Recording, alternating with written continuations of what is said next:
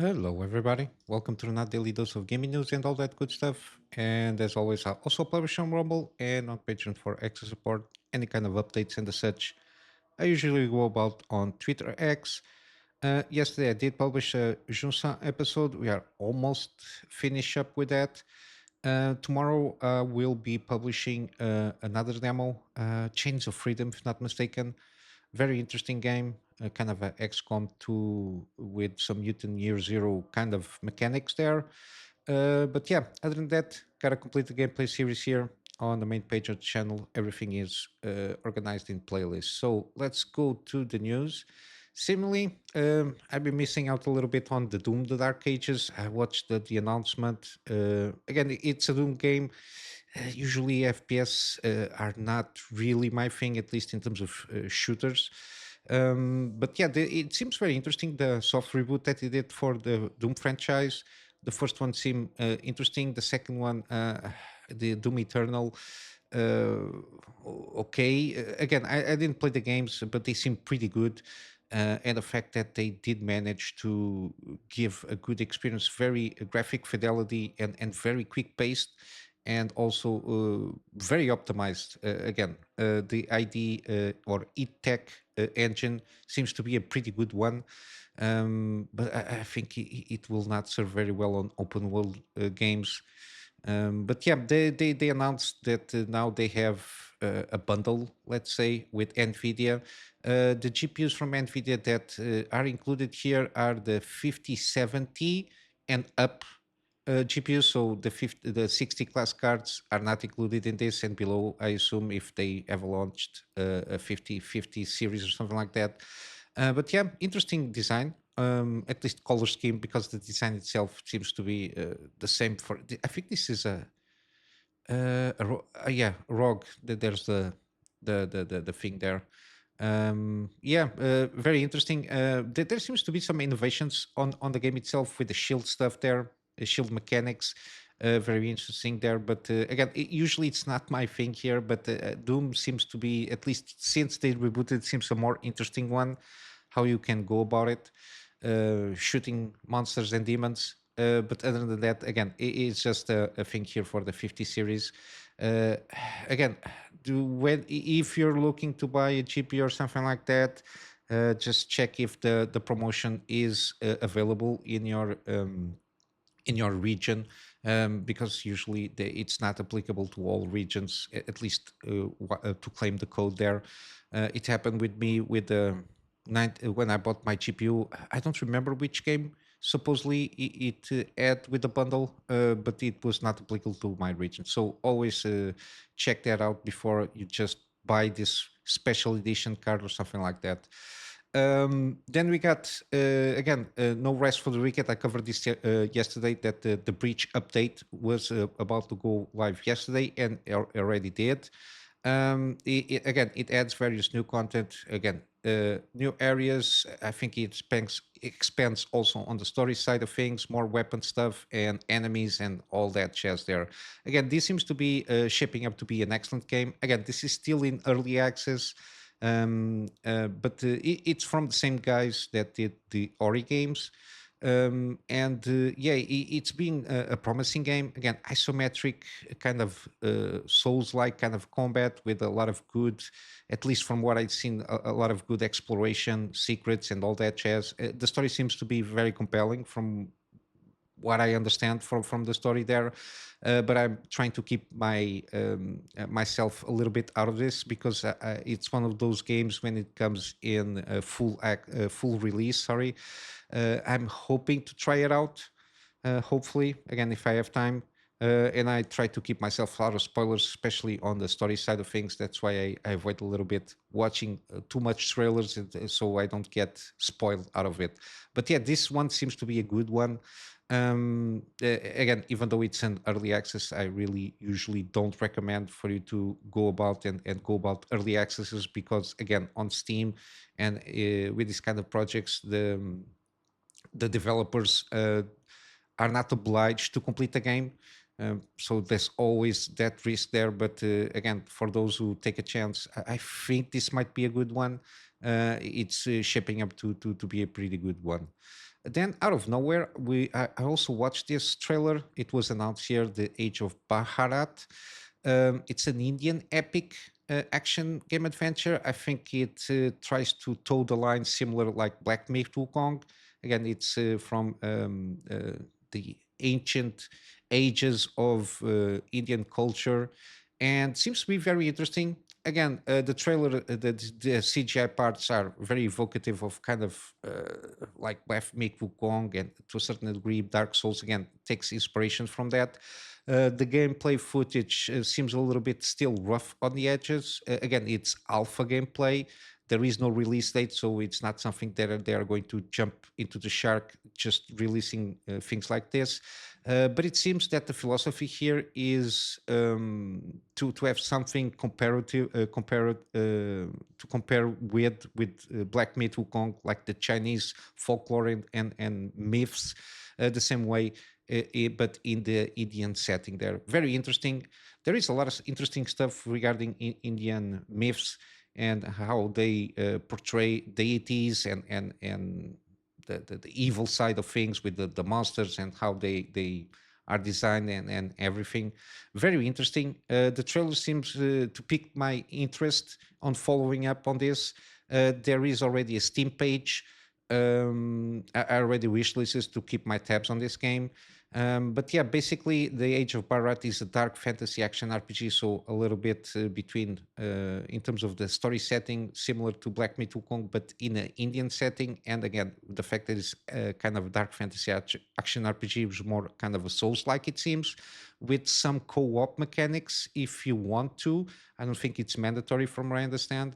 And supposedly that brings ancient India to life, become a powerful forest warden, master mystical weapons and arcane powers, and defend your homeland against the devastating invasion by vicious demons, the Rakshakas, it seems.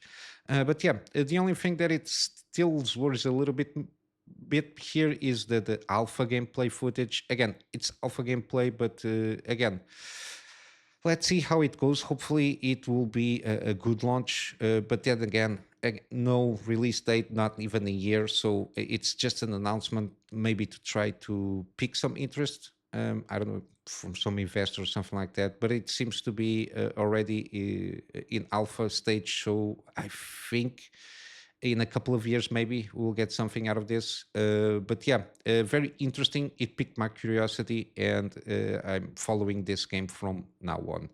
Then we got here, this has been kind of on the simmering news a little bit in the last couple of days, regarding a podcast, I think, interview from Daniel Vavra from Kingdom Come Deliverance 2, creative director there.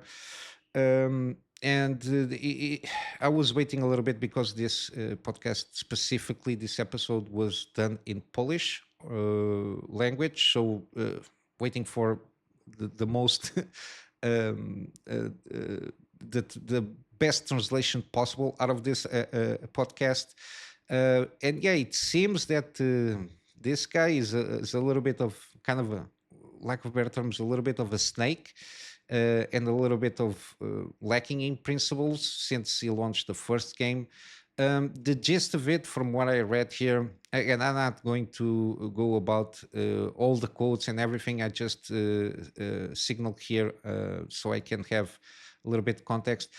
What it seems to me, again, I'm not definitive on my opinion, but from what I've been reading in terms of the translations of this interview, it seems that the guy, after the first game, given that the first game, Kingdom Come Deliverance, at the time was trying to kind of replicate a simulation of the medieval ages at that time period in that specific part of the country.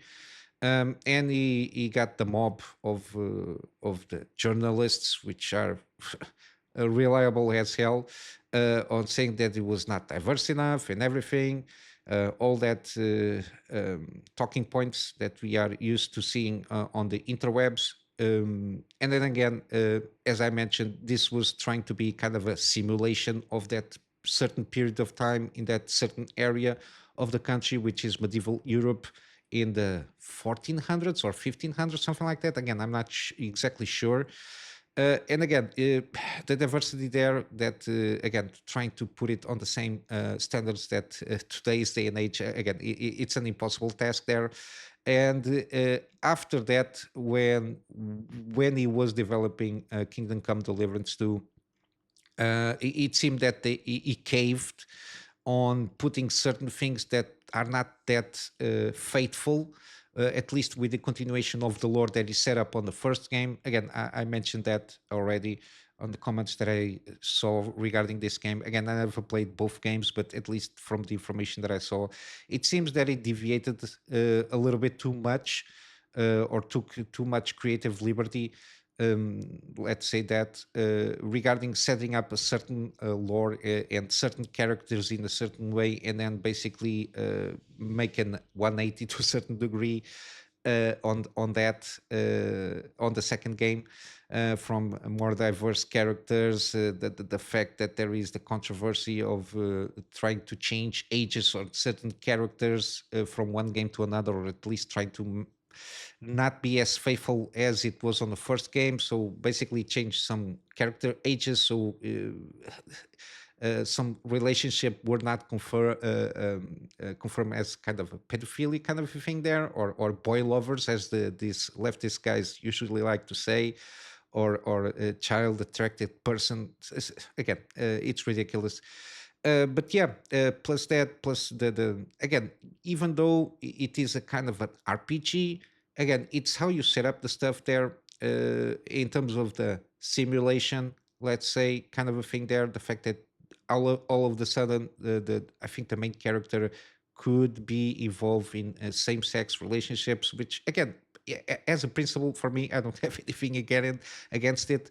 But the fact that the character itself was set up in a certain way in the first game, again, when you change the dynamics there for the second one, again, he basically admits that this was all about for him to cave to the diversity quota stuff there, and the fact that even any kind of to try and put the check marks on the game, he went through a lot of consultancy for certain minorities to see if they were well represented.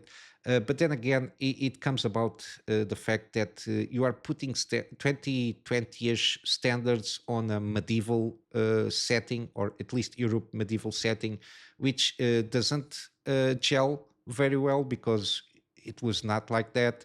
There was also some conversation here on the interview regarding faith and religion. Again, medieval Europe was basically a Christian area, a continent. They have their own sects, some Protestant, some other Roman Apostolic or Apostolic Roman. Um, but yeah, there was some intertwining afterwards with some, basically through merchants that came from the east and even from Africa. There was some, but it's something very rare, especially in the where this takes place, which I think it's an area in Polish, which again was very or not a diverse area, let's say, in terms of how cultural it was.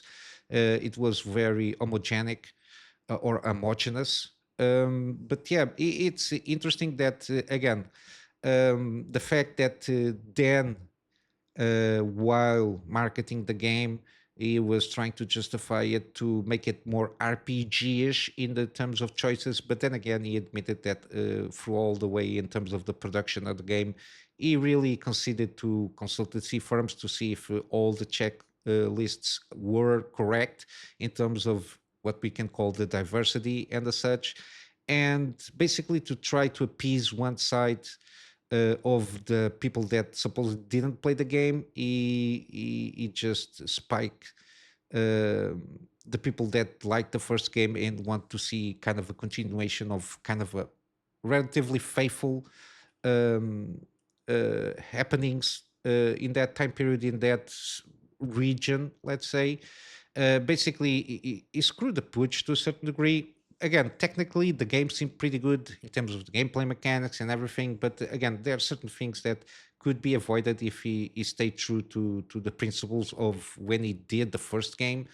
And it shows that it is why certain gaming outlets give platforms to people that I don't know, to that think that everything has to be specifically has to be everything has to be a representation of everything. Again, I don't have any issue with representation, but in a game like this, as an example, which is trying to portray a certain area in a certain specific time period, I don't think representation or any kind of quotas will be faithful for what the philosophy or the main philosophy of that project supposedly was about. um, and then again, even if you're uh, because you don't see this on the other way around, you will not see, for example, the fact that you have, let's say, for example, the game that I mentioned, the Vara, not the Vara, sorry, this one, Bharat.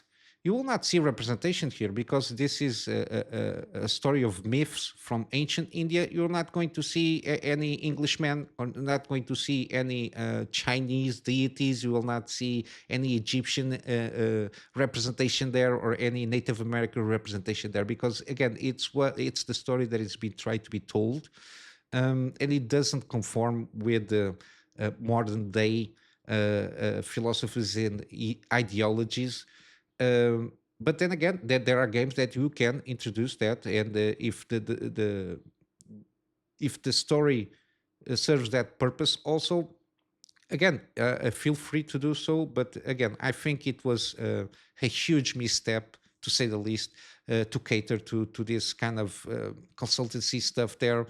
Again, it goes about here, and again, I put it in red. We verified everything with a ton of different consultants for every religion, every minority, every group of people. We had consultants we sent our script to, and we asked them whatever we have something wrong on the script. Again, the fact that he takes the from the get go that he was going to be wrong about something, it leaves the door open for him to just accept any contrarian viewpoint, or anything that it might be pointed out as wrong. Um, but yeah, this is not going well. Again, the game seems to be selling decently good, but I'm not sure if the community of gamers and consumers and customers will be that trustful of the next game coming out of these guys, because of what's happening here. Again, you usually in these kind of situations you can get away with it once, because people can get fooled from now and then. But then again, how are you going to trust him afterwards? He basically just admits everything that everybody already know regarding the controversies, let's say, that this game had in terms of being trying to be faithful of that period of time in that specific region. But yeah, this is my 2 cents of at least my perception of the translations of the interview. But yeah, this is again, it's a lot of excuses to try and clean up the shit that he made, which I don't think will, in the next project that he works on, especially as a creative director, I'm not sure if it's going to sell that well, um, given that the way he went about this one, the second Kingdom Come Deliverance 2. Again, it's one of those things that unfortunately uh, still happen. People catering to and falter in their own principles of at least the stepstone that he did from the first game, and then just basically do 180 on the philosophy of the how the first game was built upon, and then cater to making huge changes that are not consistent, not only with the characters, but the story and the setup of the first one. It's a sad stuff there, but yeah, basically it's an admission that he did cater to what we can call the digital mob, of usually people just complaining and not playing the game, but complaining regardless. They are not customers usually. That doesn't mean that not all of them, but a majority of it for sure are not customers. But yeah, it's a shame to see this. And then lastly, on a good note, to clean favors, again, another legendary drops video regarding Expedition 33, and basically how a small team of developers, again, 33 developers, I think it has to do also with the title, the Expedition 33, I already started playing around a little bit with the game.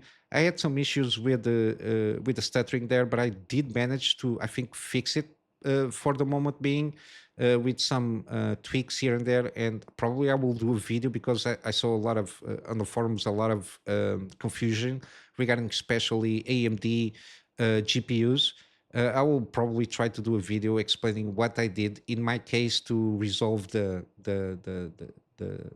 the frame times and the stuttering that I had.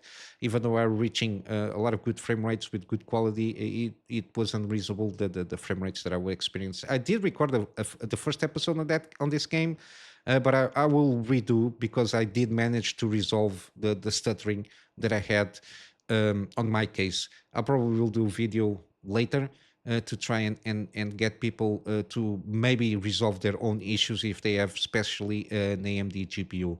But yeah, it goes about here regarding how basically the fact that the small developer with the majority of them being ex Ubisoft developers, they just pulled the parachute from there, started a new game. At least the setting is very grim. It doesn't go about. It's very nuanced. At least, and I only played like an hour of the game. It's very nuanced. It doesn't trauma dump you, or it doesn't tell you everything out of the gate. It keeps a mystery of what this world is about. At least this is only the first hour.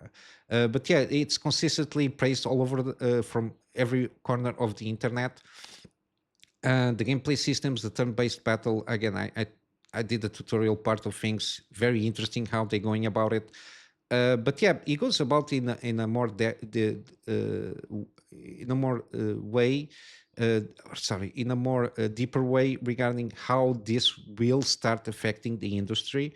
And we already see some contrarians saying that again, it's similar to the case of Baldur's Gate 3 and how that game came out, and all the narrative saying that players should not expect the developers to aim for that level of quality of game, and that can also be said to a certain extent to Expedition 33. The game, again, I got the stuttering, but I did resolve it, and the game looks beautiful. The art direction, again, the small dialogue that we already have, the implications of certain things in the beginning of the game are very nuanced, and they took an adult approach. Let's say they don't explain everything. It's a little bit of trying to get that nuances out of the game itself. But yeah, very interesting how he went about it. And again, he, as I usually say,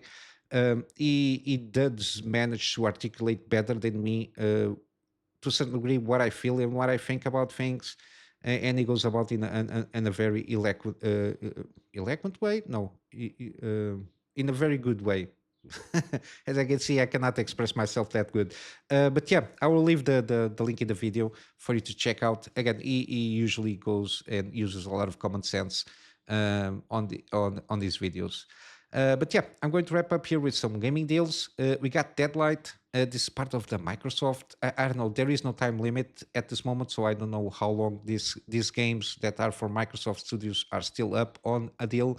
But yeah, 75% off. I did do a gameplay series on this one. It was the first ones that I did on the channel. I really enjoy it, and I do recommend it, especially at this price point.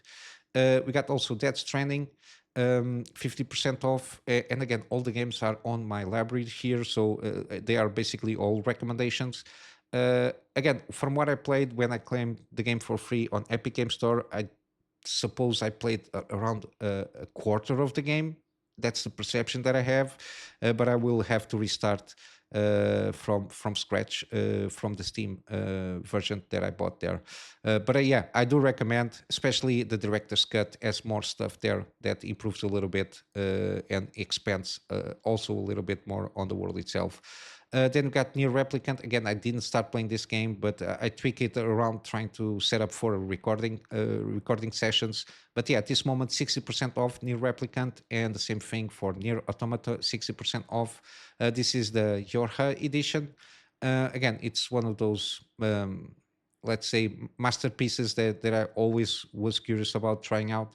I will already have it, so I just need to have time to play it.